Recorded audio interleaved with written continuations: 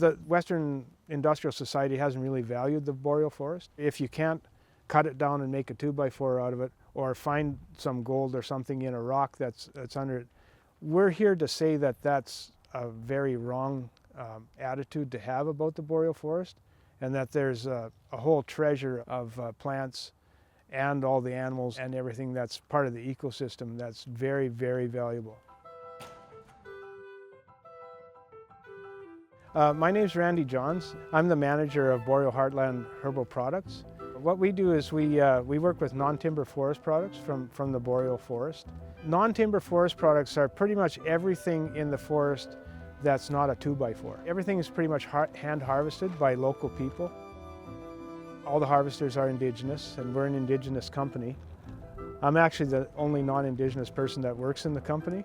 The Boreal Heartland is owned by Keewatin Community Development Association, which is a non-profit organization. A lot of the people that sell the Boreal Heartland, they may not have any other job. So we give a lot of people that don't have a lot of opportunity a chance to respectfully gain respect in themselves and make some money for themselves. Through the internet, we put out word of what our harvest list is like through the year, and then we tell people when it's in season to harvest, because not everything's in season at the same time. Then people go out and they'll pick rose hips, bring it in a little bit at a time, 5 pounds, 10 pounds, maybe 20 pounds. And we do provide training, because there is some plant identification and things that people have to know to harvest sustainably. This is how we started drying everything. These are very simple construction. We build these in other communities as well. And this is local design. You know, we didn't know what kind of a shed to build when we started, but we get given to us secondhand greenhouse covers. They don't want to throw the plastic away, and we take the plastic and we use it for a few more years.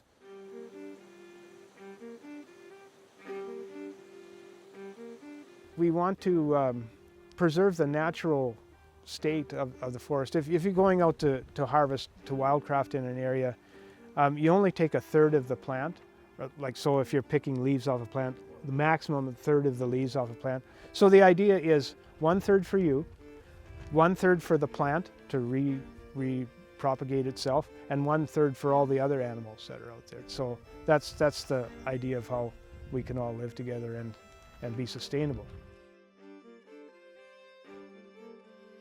We've accumulated some knowledge in order to do this business. And then there's a lot of knowledge. The local people have all kinds of collective knowledge of the area and of the plants and so on, but no one person knows everything.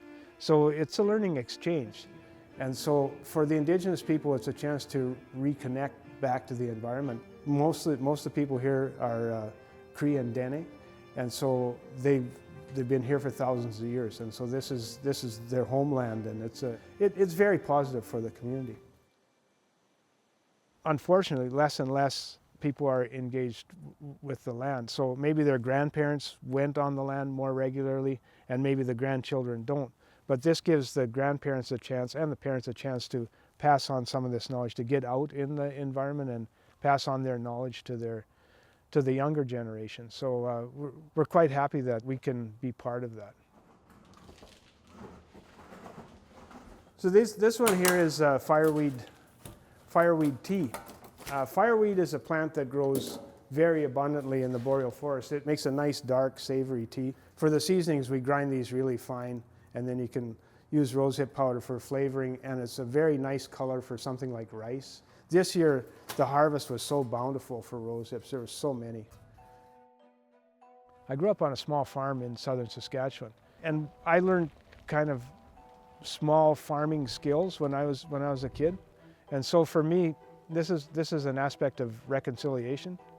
I mentioned that I'm not Indigenous. So I can pass on some of these things that I learned when I was a child from settler culture to Indigenous people in terms of their re-engagement with the natural environment and with their traditions. So this to me is something that I'm in a unique position, and I'm very thankful for that.